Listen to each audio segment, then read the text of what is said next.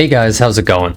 So, I thought I'd make this video to talk about how powerful first pick is and how to take advantage of it, and how it seems to have a ridiculous win rate. So, you may have seen in the thumbnail, 70+% win rate. And well, I would say it's 70, 75, maybe even up to 80%, depending on what kind of opponent you were going against. So, when you're first pick, you have a ridiculous advantage, let's just say. And I'm going to explain why. Being second pick kind of sucks, and being first pick means you're a god. And you might look at my win rate and my games played and be like, well, this guy obviously is lying or something, right? Well, I only kind of more recently discovered how to draft in this meta, and I've been really struggling with this meta, not really having fun, kind of just playing to play rather than actually learning. But I'm kind of more understanding what I should be doing in the draft, and I'd also like to impart some of what I've learned to you guys. I've been catching the World Cup, and I definitely have learned and discovered a lot of things from watching those games more intently, and as I explain them in them, I kind of learn them here too. So let's talk about the power of first pick compared to second pick. So when you're a first pick, you have all the advantages. Let's just look real quick. So this game, he was first pick, I was second pick. This game is first pick, second pick. Oh, I did pretty well. I'm pretty proud of myself. Maybe I got lucky. First pick, second pick. Oh, well, I lost that one. But this time I'm first pick. Ooh, I get to pick something like Landy, right?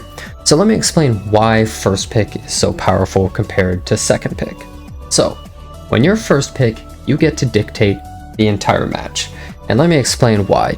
So in this first match right here, they picked Angel of Light. Notice all these bans. This is a really popular duo ban, by the way. But I banned these openers. They picked Angel of Light. So now what? Now I have to respond to their Angel of Light. You see, I'm scared of Angel of Light. This character is really scary, and I have to pick two characters to essentially not only fight against this, but hopefully be able to fight against the rest of their team. So I foolishly picked Spectre Tenebra in this case because I saw these and was like, okay, people love picking Spectre with that, I want to take it first, and I got my ass handed to me. But that's besides the point. What really matters is, this is the reason why first pick is so powerful. One, it lets you pick a super important priority unit on your team that most likely didn't, there's a lot of bans that people want to get rid of. People want to get rid of Emma Lilius, Lua, Emma Landy, Angel of Light, Zio, Belian, Spectre Tenebra, etc. You get to pick one of those units, and now your opponent has to respond, right? And they pick two units. Then you pick two more units, and then they pick two more units, and you essentially see their entire team here. And you're able to pick two units at the very end that counter their team. That's the second reason why first pick is so powerful. Let me actually just show you a quick little paint thing. So if I'm first pick right here, I pick a unit right here. And let's say this is someone like Emma Lilius. Well, now my opponent has to pick two characters to respond. Now, let's say they pick Ebel Queric and Apocalypse Robbie. So I pick two characters to respond to that, and they go, okay, well, I need to morph my whole team to respond to those two. So they pick two more right here. Now, this right here is basically their entire team. These four picks are their whole team. The reason being is this fifth pick that they're going to pick at the end, so I pick two right here, and then they pick their fifth pick. This fifth pick, I'm going to ban it. 100% pretty much. Now, if they pick a final pick and it's not good, then I can afford to ban something else. But I'm essentially banking on the fact that I'm going to have to ban this, right? If you don't assume that, you're kind of crazy. Some people will say like, oh, ban this or this or this, but before they've picked their final thing. But you have to assume that they're going to pick something that counters their whole team as the last pick. Otherwise, you're being very foolish. Now, conversely, your opponent, they picked these four units, right?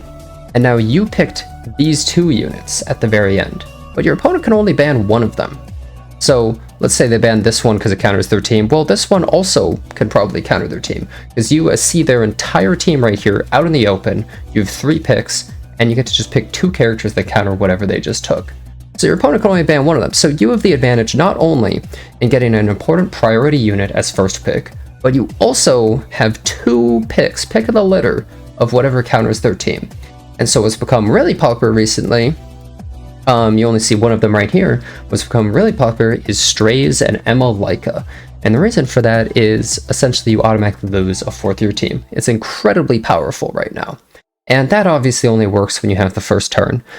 But then that forces your opponent to have to pick stuff in preparation for that. Every game you are second pick, you now have to draft in a way where you're not going to fall prey to something like this. Or, you can't just pick like Aiden as your solo DPS because they'll pick Zahak and Emil Karin, something along those lines.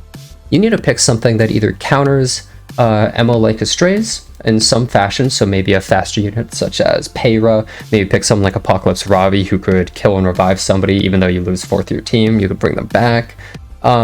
Maybe pick Faithless Lytica to get some extra speed so the opponent has to kind of respond and can't just draft so easy like that. But you have to draft in a way that prepares for this. That's the most popular combo, is Straze and Laika, because it's so unbelievably powerful. You take out a 4th opponent's team and they're left in a ruin, right? They almost can't really respond to anything. And if they have something like Spectre Tenebria, well, she dies to Laika, so they take out half your team in that case, right? So this is the power of first pick. And you might ask, well, why is it so powerful now and it hasn't always been this way? Well, first pick has generally always been a little bit better. It's always been stronger, especially ever since characters like Lua and Lilius, right?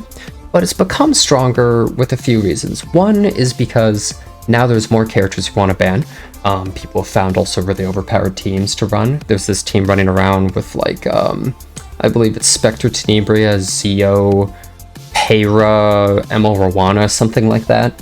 Or there's also a team such as Spectre Tenebria, Ahmed, Destina. Those are a couple of popular teams running around that can be really hard to fight, where they come up with a really strong base and then they can kind of adapt their team to counter whatever you pick. There's also that Exodia team that we say in the World Cup all the time, which is Emo Lilius, Emo Koerik, and Apocalypse Ravi. If your first pick, you take one of them and then you try to take the other two. If you have those 3 units, you can kind of adapt your team to anything and take your opponent out.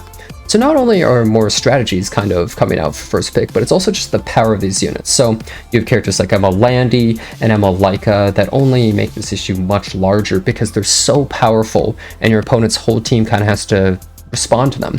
A character like Emma Landy is picked at the beginning all the time so that your opponent doesn't take it, right? But something like Emma Laika, you always have to consider in the back of your head at all moments throughout the entire draft. If you don't have a counter to it, they will use it. Same with Straze. Straze Laika is so popular because like it's so easy. And when you're first pick, you can pick something like Emo Lilius or Lua often. And if you get that character, the opponent either contests you, which there's not many ways that they can contest you without full-on cleaving, which can be kind of hard to do. So they either contest you in some way, or they pick some other sort of tricky unit that can possibly deal with that. Otherwise, they're just going to get run over. So you need something like Peyra to possibly contest the Emo Lilius and the other possible picks out, right? Or something along those lines. And that's what's so powerful about first pick. I would say in general, when playing first pick, you probably have somewhere between a 70 to 80% chance to win, as long as you semi know what you're doing. Now, if you really know what you're doing, if you're super good at drafting and you're against somebody of equal skill, you probably still have somewhere around that win rate, I would say. In the World Cup, you saw every time somebody loses, they would always take first pick, right? And people always wanted to get first pick because of how big of an advantage it gives you. Now, that doesn't mean, you know, first pick means you can't ever lose. Like, sure, I lose games that way too. Everyone does. How can you not? You can't draft perfectly all the time. But it's more, it just gives you such an edge over the opponent from the very start. It's kind of insane. So the whole point of this video is 2 reasons. One, to try and tell you that you should be taking advantage of your first pick, that you should be pushing your advantage, and you should 100% realize that your opponent's team is all out there and that they have to pick in specific ways to counter what you're doing at the end here, which can be something like Straze Laika, the most popular one, but they have to pick very specifically in that way so you can know what to expect a little bit ahead of time and possibly adapt your team at the beginning for that. That's the first reason. The second reason is this is a desperate cry for help because I hate this. And I think that it's gotten way too out of control. I had a day recently where I had 11 second picks in a row and I won like 5 of them and I was super proud of myself. I was like, holy crap, I won 5 out of the 11 games. Well, second pick, oh my god, I feel so lucky. And I mean, how the hell do you even get 11 second picks in a row? If this was Squid Game, I would have walked over like 11 panes of glass before falling in a row. That's insane, right? 11 50-50s in a row is crazy. But this is Epic 7, right? But what's really important is also just understanding how you need to draft as second pick. You need to realize that you have to have something to fight against these popular picks. You have to find something to fight against, these Laika Straze teams, you have to find something to fight against these Lua teams that always take that first turn. You need something like Peyra, or maybe you even can transition into a Cleave or something, or you have a Zeo available, something along those lines, right?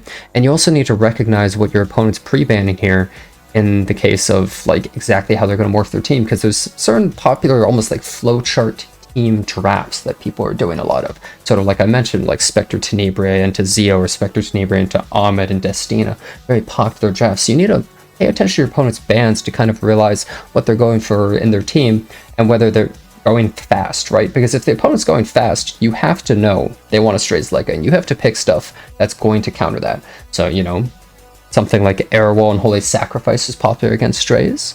An Apocalypse Ravi can be helpful, Peyra, you know, I mentioned this before, etc., right? But this is my cry for help in the fact that first pick is so overwhelmingly powerful, and I think it's a problem. I think it's something that needs to be fixed. The main issue is that openers are just way too powerful, and also there's just too many kind of overpowered units at the moment.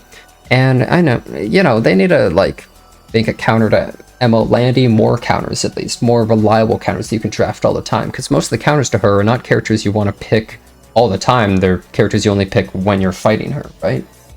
And they need to make counters to Emma, Lilius, and Lua, because those are the type of units that only make this problem even larger, and Emma Laika. They're just too difficult to deal with at the moment, especially when your second pick, you're just on such a disadvantage. And I feel like back in the day, there used to be less of a gap between first and second pick, and you felt a little more even.